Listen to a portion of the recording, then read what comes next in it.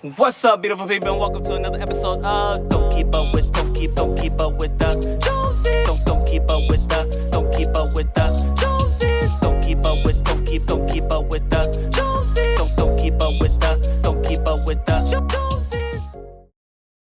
What's up, beautiful people, to another episode of Don't Keep Up With the Joneses Palette and Gardening Edition. Yes, it's your boy Ricky Jones Jr. and I am out here because in this video I will be planting carrots, two varieties of carrots, two varieties of beets, both in 5-gallon buckets. Ladies and gentlemen, I have grown my 5-gallon bucket garden yet again. As you can see, we are all the way down there. We have them all the way back there, and now I have some more. Okay, now I put them in this area because this area gets a lot of sun, probably the most amount of sun that the garden gets itself. So I was like, let me put some things here that are fast growing, that I need to get a lot of sun, light, and things like that. So that is what this is. And as you all know, I am always eager to grow and to learn about gardening and sunlight and all that good stuff. So as I put stuff over here, y'all already know I have stuff in a raised bed, and I put stuff over there as well, just to get a gauge of what it all does as far as sunlight placement, soils, and things like that,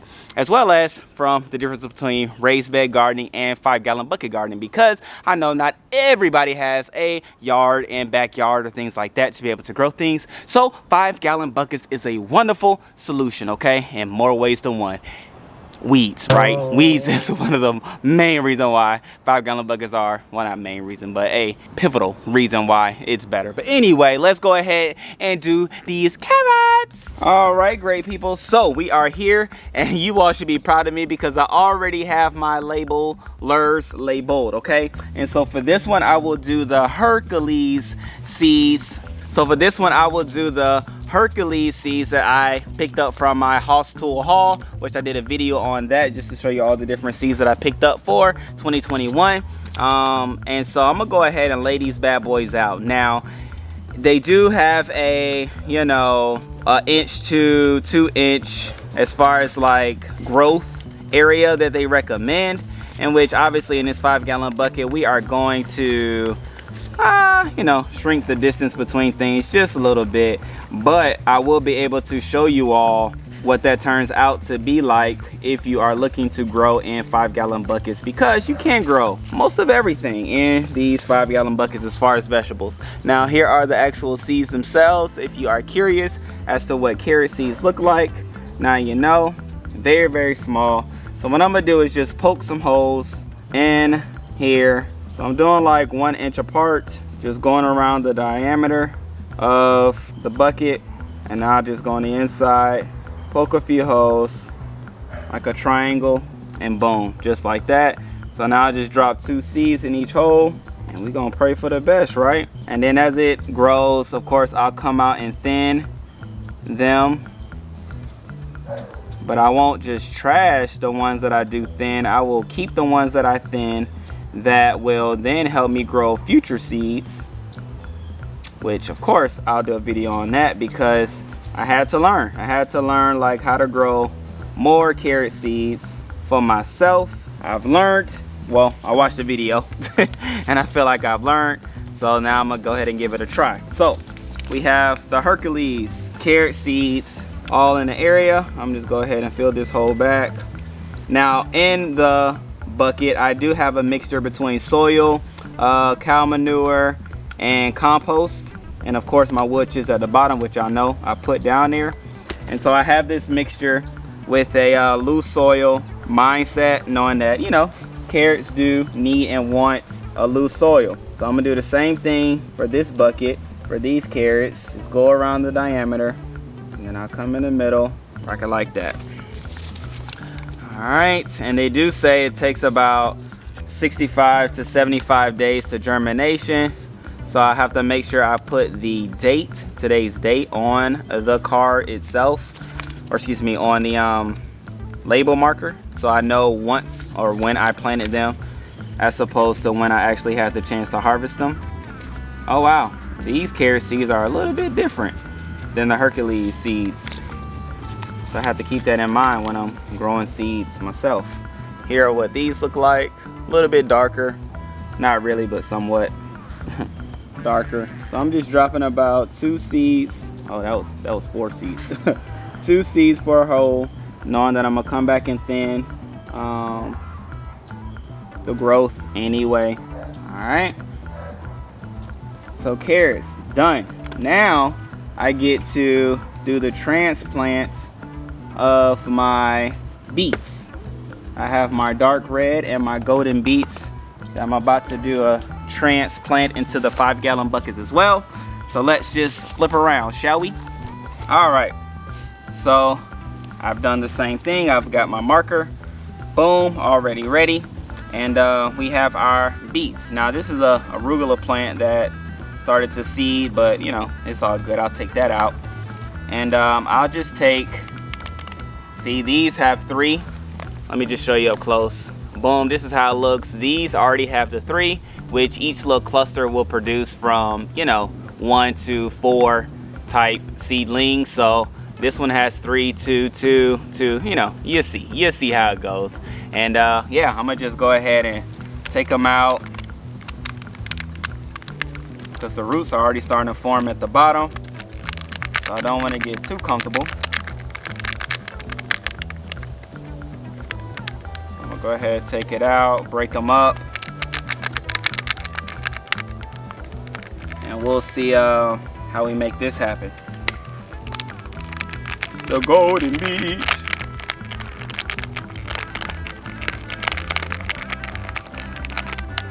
So now that we have them out, they recommend them to be about 4 inches apart. So I'm gonna just break up the soil around the beet itself, get them apart, and then let's just go for it, right? Doesn't hurt. Just put it in there, give it the support that it needs. I may come back and dress it with some topsoil. We shall see. So this one has 2 as well. Get some space, drop that root in there, just like that. And the beautiful thing about beets is that there is no right or wrong time to harvest them. You can harvest small beets, you can harvest, therefore, large beets. As you're used to seeing in a grocery store and things like that. So let's go ahead and put that in there, which this is actually a very hardy plant. The little seedlings are very hardy. I am being delicate, but I'm not being like too delicate, where it's like collard greens and all are a little bit more delicate when transplanting. So I do like that about the beet so far. I just keep breaking it up, get in the root system to stay along with the seedling. Drop that in like so. So I was able to fit 1, 2, 3, 4, 5, 6, 7, 8 beets. I'm gonna push it. Let's go for this one right here. Let's push a little bit, shall we? We already have some grown in a raised bed as well, just in case these turn out a little smaller than we so desired. So be it. It's all good. All right, so now let's go ahead and do the red ones. Put that there. Let's do the red ones. Same method. A nice gentle push.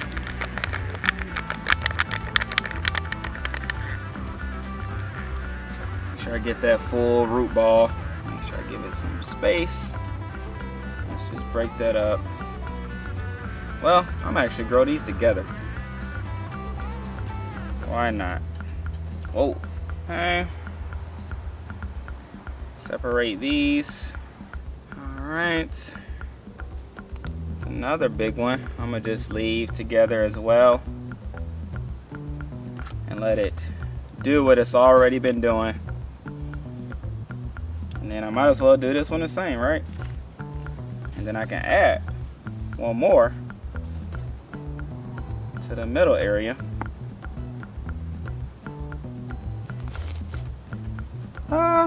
Let's see. Nah, I'll leave it like that. I feel like we have a nice arrangement going on. It's gonna yield some beautiful, beautiful red beets. All right, let's go ahead and put the marker in so that we know what's where, and where we can expect to get the good stuff. Yeah.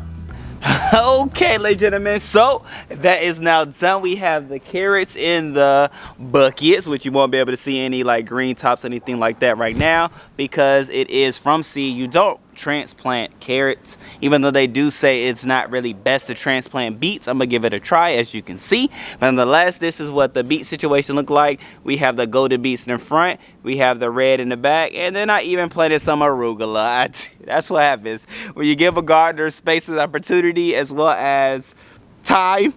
That's what happens. We find ways in which we can grow some more things, do some other things, and improve upon what's already done. So I'm sure you all can attest, my fellow gardeners, to what I just said. But nonetheless, it looks good. I'm excited to see the progress in which will happen over here. Now, in the last bucket over there, I have some eggplants going and the seed tray starters. So I will plant 2 eggplant plants there and just watch and see how it goes and grows.